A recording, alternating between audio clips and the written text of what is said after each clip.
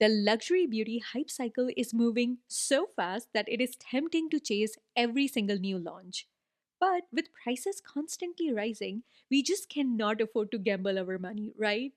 Hi friends, I'm Salima, and in this video, we are swatching and comparing a massive mix of new makeup to the classics in my collection to find out if they are truly worth adding to your stash, or if you already own something similar that you should just pull out and use instead.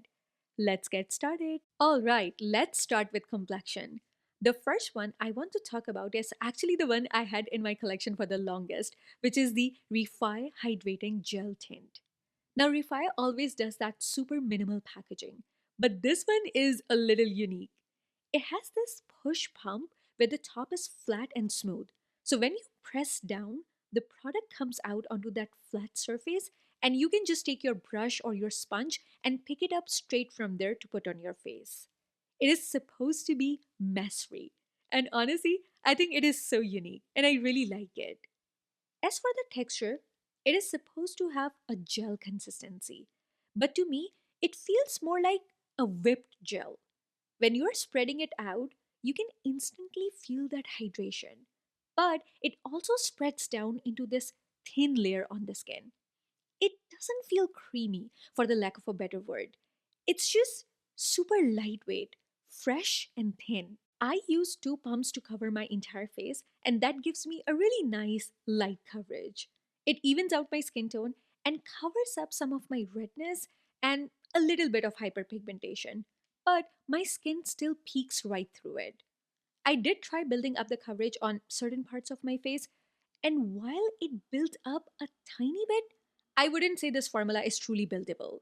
So I would describe this as a true skin tint with light coverage.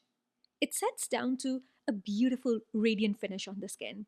I definitely see a glow, but it's not overly dewy. It's just a really healthy radiance. As someone with dry skin, I absolutely love that. I don't feel the need to set my face with powder at all, and it doesn't cling to my dry patches or wear off as the day goes on. In fact, it pretty much looks the exact same the entire day. However, if you are someone with combination or oily skin, I would probably recommend setting it with just a light dusting of powder. But for the most part, because the texture is so lightweight, I think even if you have oily or combination skin, you're really going to enjoy this. Because Refy is marketed as a gel formulation, I really wanted to compare it to the Milk Makeup Hydro Grip Gel Skin Tint. I'm very happy to report that Refy is absolutely nothing like the Milk Makeup Hydro Grip. If you have watched my channel for a long time, you already know that I really do not enjoy the Milk Makeup skin tint. I find it to be heavy on the skin, and if I'm not careful, it easily clings to my dry patches. Because I have dry skin, I find it difficult to blend out and it can emphasize my texture. With the Refy, it is complete opposite. It is so easy to spread, it never clings to my dry patches, it doesn't look heavy, and it's not difficult to blend out at all. Plus, Refy is a true skin tint with light coverage, whereas the Milk Makeup behaves way more like a foundation with medium to full coverage. For me, I would take Refy skin tint over the Milk Makeup any day. Now, on the other end of the spectrum, I had to compare it to my all time favorite foundation from Chantecaille, which is their Future Skin Gel Foundation. Even though both Refy and Chantecaille are gel formulas, they feel completely different. I find Chantecaille is slightly thinner than Refy. Refy feels more like a whipped gel, whereas Chantecaille is more of a true gel. Chantecaille also provides buildable coverage, so I can easily get a medium coverage out of it. It is a true foundation, while Refy is definitely more of a skin tint for those light coverage days. Another major difference is the finish. Chantecaille gives this gorgeous, nice blurring effect on the skin and sets down to a natural finish. Refy doesn't really blur. It just makes my skin look exactly like skin and it sets down to much more of a radiant finish. Both are beautiful, but they serve completely different purposes in my collection. So overall, I'm really happy I picked this up. If you're someone who loves that effortless, light coverage just to even out your skin tone, and you really want that fresh, radiant glow, I think you're going to love this. It is just beautiful, especially for the summer months when you don't want to feel anything heavy on your face. Now let's move on to a foundation that can actually provide more coverage, the YSL Soft Glow Cushion Foundation. I've always been so curious to try a cushion foundation, but unfortunately, most of them just don't carry my shade. But I was so happy to see that YSL came out with 31 shades for this launch. So I was easily able to pick up a shade for myself. And because it is YSL, you already know the packaging is going to be absolutely beautiful.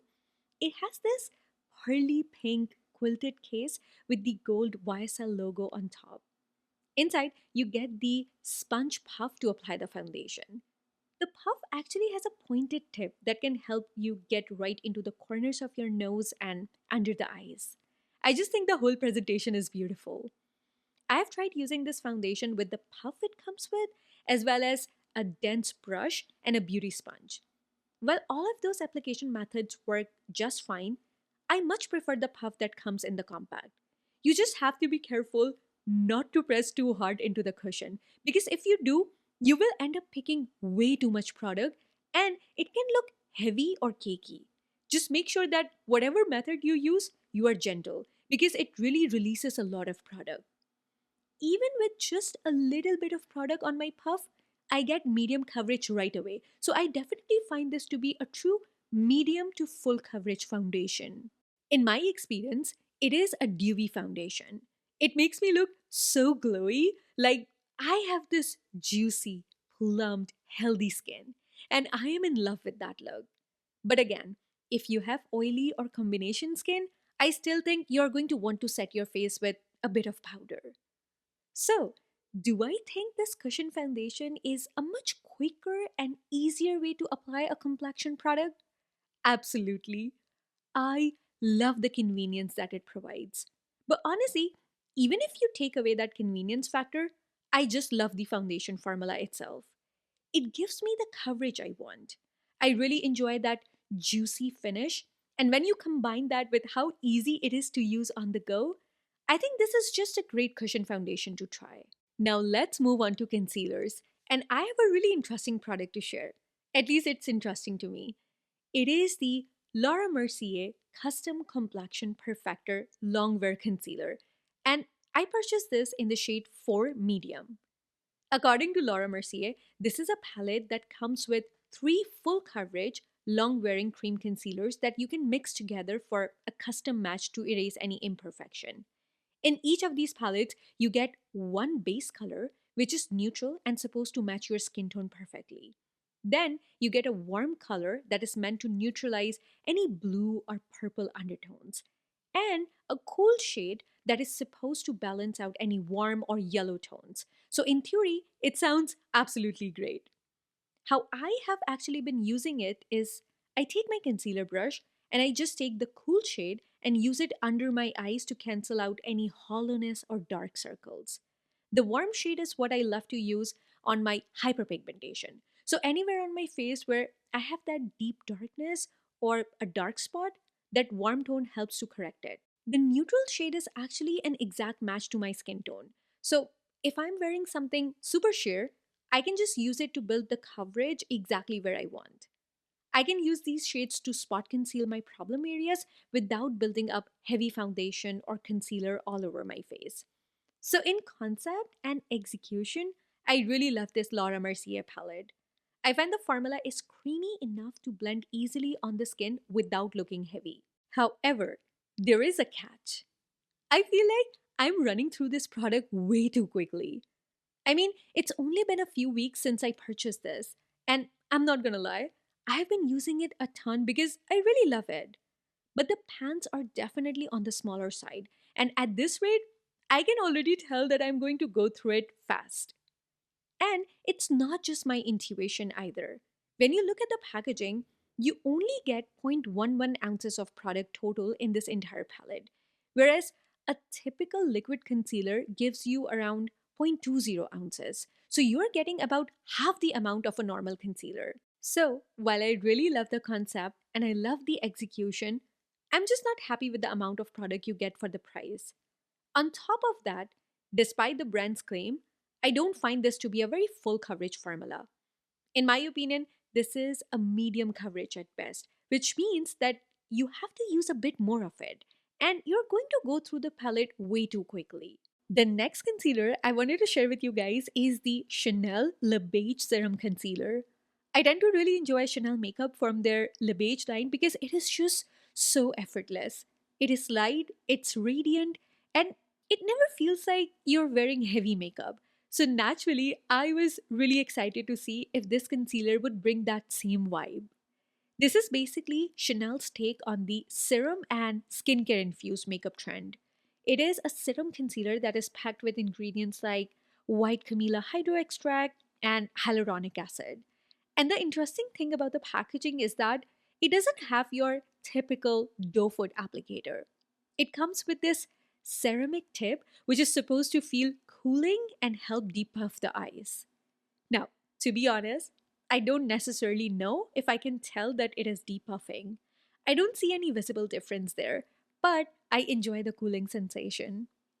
As for the formula itself, it is definitely a thin, serum like consistency. It isn't heavy, creamy, or super emollient. With this type of formula, I would highly recommend that you use a concealer brush to blend it out. When I use it, I get a beautiful light coverage. I don't really find the coverage is super buildable. For the most part, this type of concealer is just meant to add a little something to the eyes, brightening and freshening them up without completely masking everything underneath. And you guys know me, I absolutely love that kind of effortless makeup look. If I do want a little more coverage, I will go in first with a color corrector. Something like the Bobbi Brown or the Laura Mercier color corrector. It layers so well with my color correctors, and I have no issues with creasing or settling under my eyes. I love to wear this concealer paired with my light coverage skin tints or a lightweight foundation, and I have been loving it a lot. So for me, the Chanel Le Beige Serum Concealer is a total hit. If you're someone who prefers a medium to full coverage concealer, then this Le Beige one is definitely not going to work for you. Instead, you should try the Ultra Le Tint Concealer, which is another option from the brand that I really enjoy. That one is going to provide you that medium to full coverage very easily. The formula on that concealer is also very thin and lightweight, but it packs a lot more punch in terms of coverage. In my experience, it also sets down to a beautiful, soft matte finish, while this Le Beige concealer stays looking fresh and natural on the skin. However, if you are looking for that ultra thin, serum like consistency, but you don't want to break the bank, and you also don't want to compromise on coverage, I would highly recommend trying the Tower 28 concealer. If you were originally hoping that the Chanel Serum Concealer would have more coverage while still maintaining that fresh, natural skin look, Tower 28 is the exact answer. That one gives you a beautiful medium to full coverage, and I really love the way it wears throughout the day while still looking like actual skin. Let me know in the comments if you guys have tried any of these concealers and which one you prefer. The last concealer I want to talk about is a new launch from Chantecaille. It is their Bio-Lifting Concealer. Now, this formula contains all the botanical extracts that Chantecaille is famous for, and they even added a peptide complex to help with skin elasticity. To be real with you guys, I'm always a little skeptical about skincare claims in makeup. I definitely don't rely on my concealer to do the job of my actual serums or eye cream, but I do love Chantecaille products in general, so I was really excited to see how this would perform. A quick heads up on the shade match because I actually made a bit of a mistake here. I picked this up in the shade Shea, which is my exact match in their Future Skin Gel Foundation. I bought it thinking it was going to match my skin tone without reading the actual product description. It turns out that Chantecaille formulated this entire range so that if you pick up your exact foundation match, the concealer is actually meant to be a brightening shade, not an exact color match. So that was totally on me, but I have actually been really enjoying this as a brightening concealer. Right away, This is a totally different texture compared to the Chanel La Beige. Well, Chanel is that ultra fluid serum consistency. The Chantecaille feels like a beautiful, rich, creamy concealer. You're getting a solid medium coverage right off the bat with this one. It sets down to this soft matte, blurred finish on the skin that just makes your under eye area look smooth and perfected.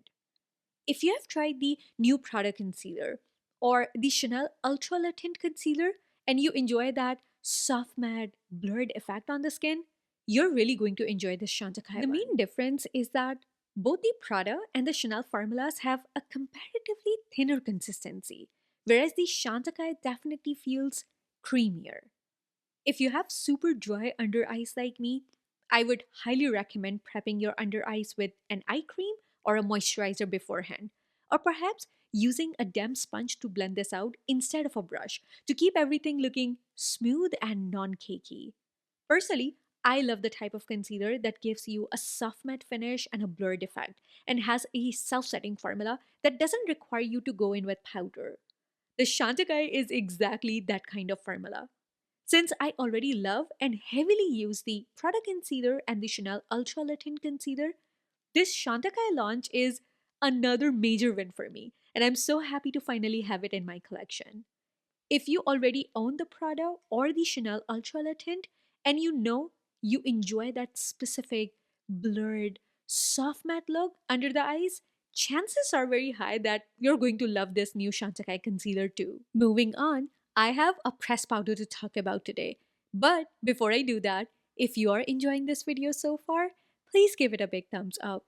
And if you enjoy luxury makeup, perfumes, hair care, basically all things beauty, make sure to subscribe to my channel and turn on the notification bell so you never miss an upload from me. Alright, so the pressed powder I have is from Guerlain. This is their Meteorites Blurring and Mattifying Matte Pressed Powder. I've always been intrigued by the original Meteorites loose powder, the famous one with the tiny colorful beads where you're supposed to swirl your brush around inside the tin. I've looked at it for years, but for whatever reason, it just never felt practical to me. I've always found myself thinking, how am I actually supposed to use this day to day? Is it even going to do anything for my skin? So, because of that, I've always shied away from buying it. But when I saw that they came out with this pressed version, it immediately sounded so much more functional and like something I could actually incorporate into my routine. I was so excited to finally get my hands on it. But you guys let me know if you think I should still go back and give the loose version a try. As for the packaging, I really love the look of it. It comes in this gold compact with a colorful mosaic pattern on the lid, which I think is beautiful. Just keep in mind that this is plastic packaging. It is not a heavy duty metal compact. On one hand, it makes it lightweight and travel friendly to throw it in your bag, but on the other hand, it does feel a little cheap when you hold it, even though it looks beautiful sitting on a vanity. I picked this up in the shade 03 Warm, and when you open it up, you can see this beautiful mosaic pattern with a mix of different colors.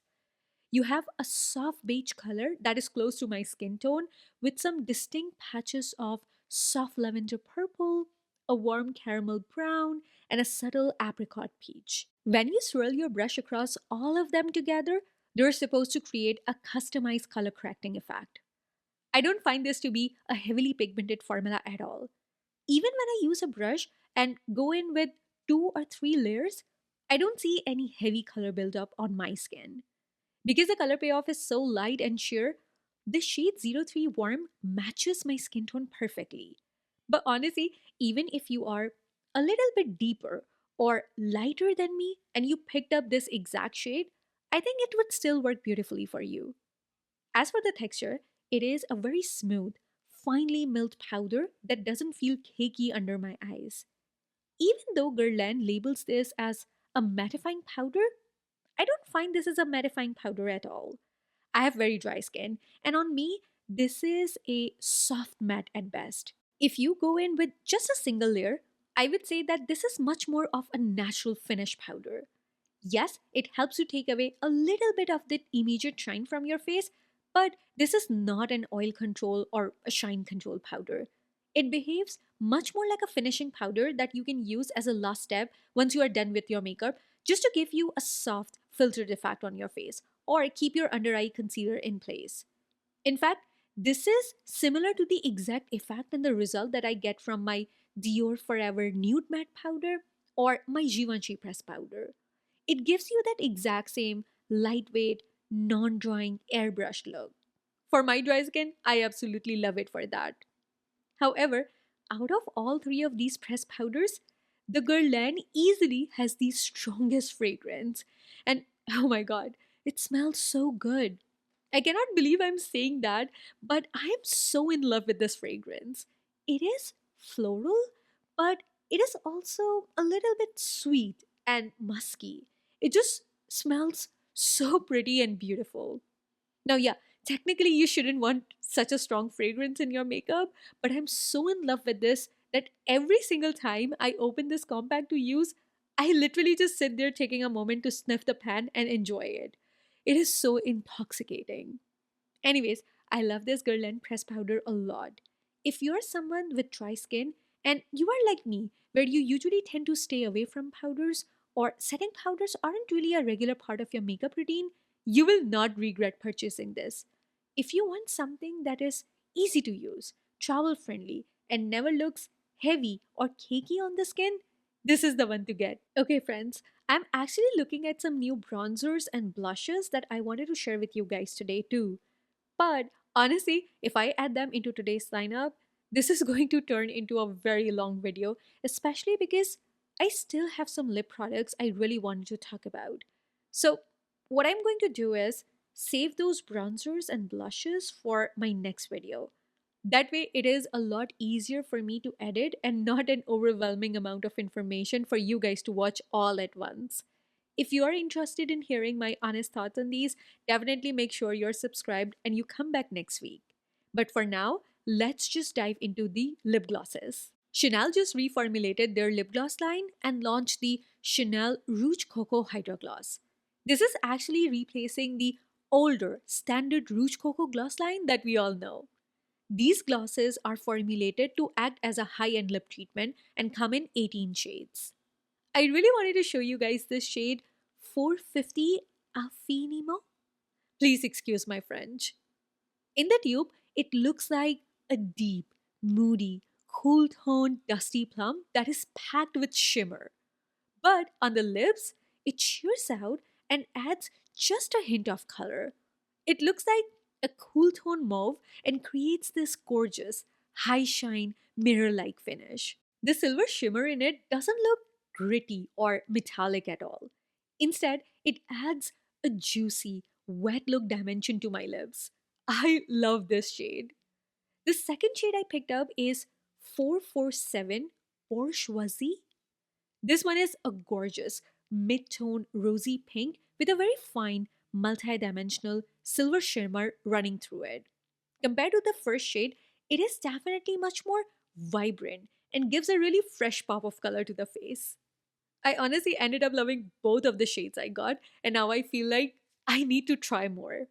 I only ordered two to start with because I hadn't actually tried Chanel glosses before, so I didn't quite know what to expect. But to me, these feel more like a high end lip oil than a typical lip gloss formula. They're much more thinner and slippery on the lips, but they still manage to feel hydrating. I would say that the color payoff is decent. It is not a heavily pigmented gloss formula, but they aren't so sheer that every shade ends up looking exactly the same on the lips. As for longevity, I get about 2 to 3 hours of wear out of them, which is kind of expected from a formula that is this lightweight and thin. For comparisons, I can tell you that in my experience, this Chanel Hydra Gloss formula is very similar to the Merit lip oils. If you have tried the Merit lip oils, you know exactly what kind of texture I'm talking about.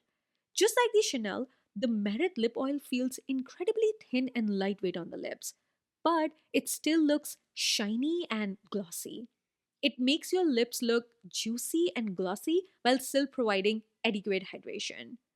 Chanel glosses have slightly more color payoff than the Merit lip oils, but for the most part, that consistency and feel on the lips is very similar. The Summer Friday lip oils are also a very close texture match in terms of being thin and weightless on the lips. But I do find these Summer Fridays to be much more pigmented than both Merit and Chanel.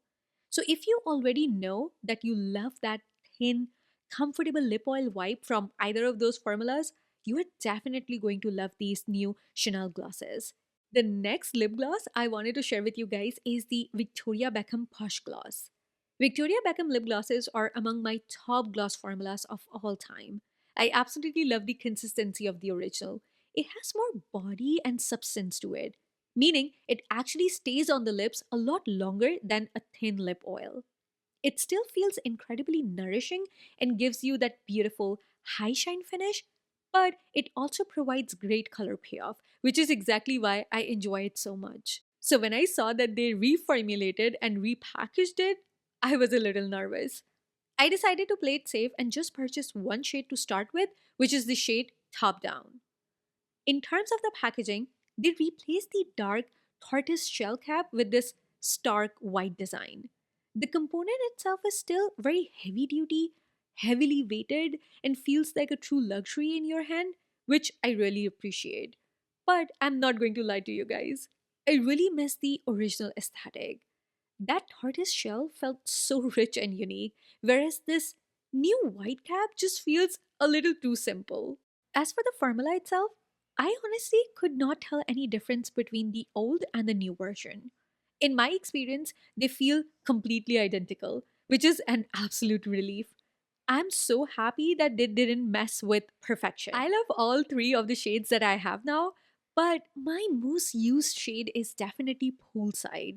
I love it so much and I'm so glad it is safe. The next lip product that I wanted to share with you guys are the House Labs Atomic Shake Lip Lacquers.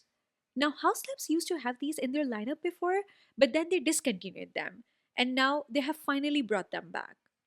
You get 8 shades in this line with 3 sheer shades.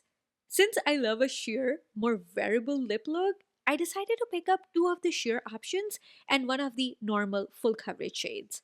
The 3 colors I got are Dusty Rose, Sheer Sienna, and Sheer Blush. Let me tell you guys right now, there is absolutely nothing sheer about the 2 sheer shades I picked up. I felt so betrayed when I swatched these. These lip lacquers are incredibly high opacity, fully pigmented lip products.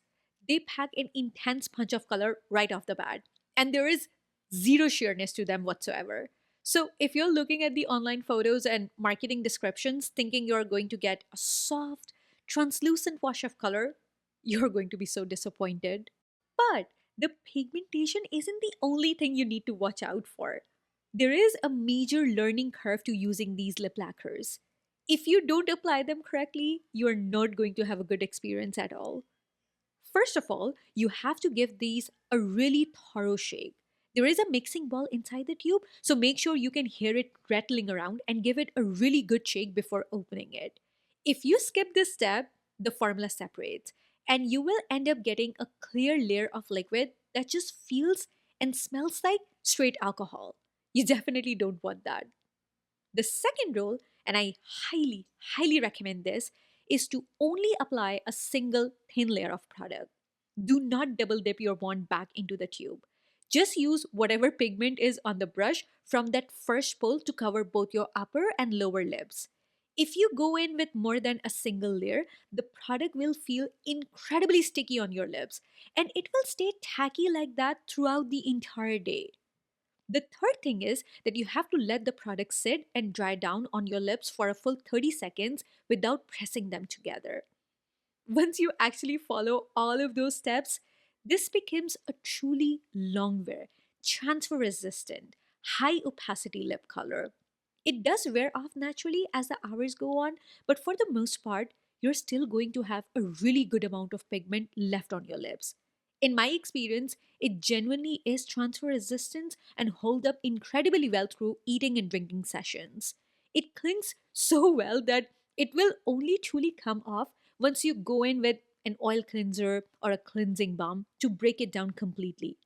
But again, you have to follow the steps I laid out. Otherwise, you are not going to get the best experience out of it. I do think the three shades I picked up are very pretty. But knowing myself and knowing my daily routine, I just find these products to be way too much of a hassle. It is not an easy to use product, and it's not something that's effortless to incorporate into a quick routine. If I'm looking for a long wearing formula that still gives a ton of shine, because these do have a beautiful shine, don't get me wrong, but I want that juicy, plump look without the drama, I'm always going to reach for my Chanel Duo. You guys know those are my favorite lip products from Chanel.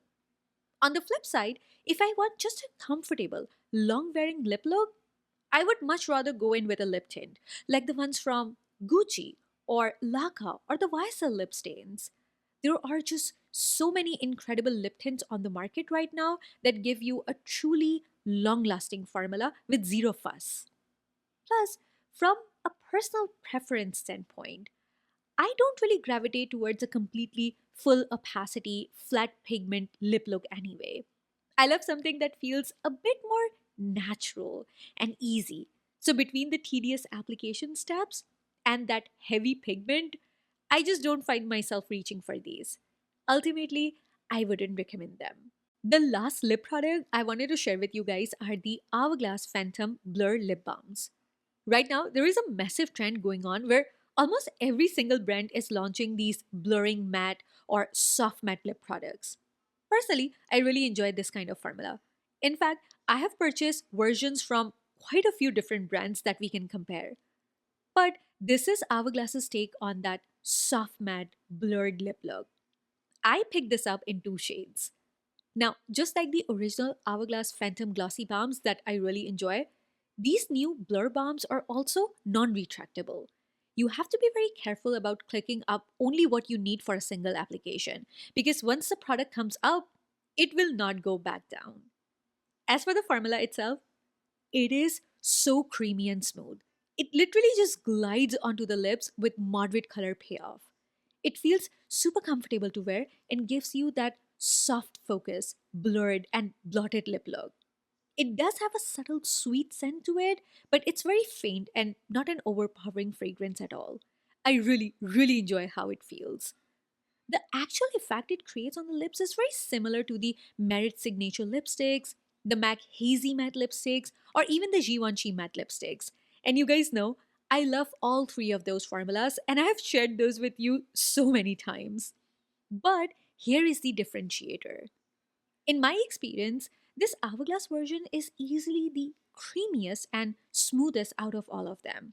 It literally feels like a lip balm in the true sense because it is just so comfortable. So, if you already love that soft, blotted effect that the Merit, MAC, or Givenchy lipsticks create, but you have been wishing for a formula that feels even more hydrating and comfortable, you cannot go wrong with these Hourglass ones. I love both of the shades I picked up, and I already want to buy more. The very last product that I wanted to talk to you about in today's video is a purchase that is highly unexpected for my channel. This is the RMS eyeshadow palette. Now, I say this is unusual for me because you guys know that I'm just not an eyeshadow palette person. I am a one and done eyeshadow girl, and single cream or liquid shadow are the products that I mostly wear on a daily basis. I very rarely ever touch an eyeshadow palette, which is exactly why I almost never review them on my channel. However, there are two very specific reasons why I decided to break my own rule and buy this one.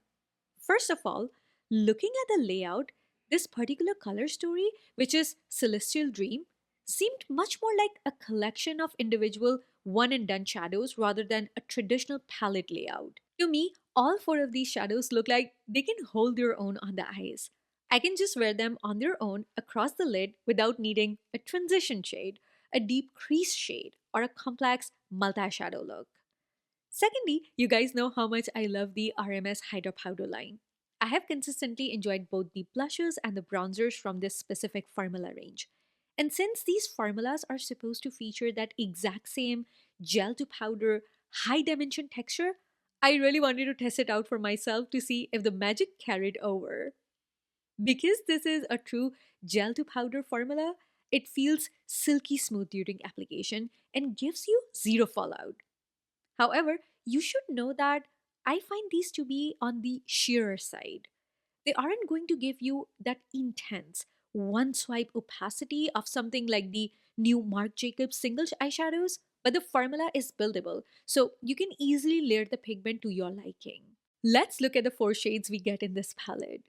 First up is Botanic Malady, which is a gorgeous silver sage green with a satin finish. In my experience, this is actually the sheerest shade out of the entire palette, but I still like it a lot. In fact, this specific green is what drew me towards buying the palette in the first place. Next is Sweetest Flame, a luminous, soft metallic rose gold. This one stands out as the most pigmented, punchy shade out of all four colors. Then we have Sandcastle, which is an earthy bronzed brown with a satin finish. I've definitely noticed a pattern here that the satin finish shades in this palette just naturally tend to lean on the sheerer side. Finally, the last shade is Dark and Stormy, which is a smoky, charcoal gray with a unique matte pearl finish. Overall, I really enjoy this palette. I love that the pigments are so buildable, but they do not crease or fade on me. They pretty much stay looking flawless on my lids throughout the day. I'm so intrigued by this formula and this specific color story that it changed my mind about palettes. In fact, I'm already thinking I need to grab at least one more. For my next purchase, I really wanted to get my hands on the Rebel Glow. I think that one is going to look absolutely beautiful on the eyes. You guys let me know in the comments if you have tried this formula yet and what your experience has been so far. But if you haven't picked it up, I would highly recommend getting your hands on one of these. The formula is just stunning and it is a beautiful palette overall. And that's it, my friends. That wraps up today's video. I really hope you guys enjoyed watching this and found these reviews helpful. Overall, I think I had amazing luck with almost all of the new products that I tried out today, or at least the vast majority of them. But now, I want to hear from you. Let me know in the comments down below which one of these products you are most interested in trying out. Or if you have already tested them, leave me your thoughts. As always, thank you very much for spending part of your day with me. I hope you stay happy and healthy wherever you are in the world, and I will see you in my next one. Bye for now.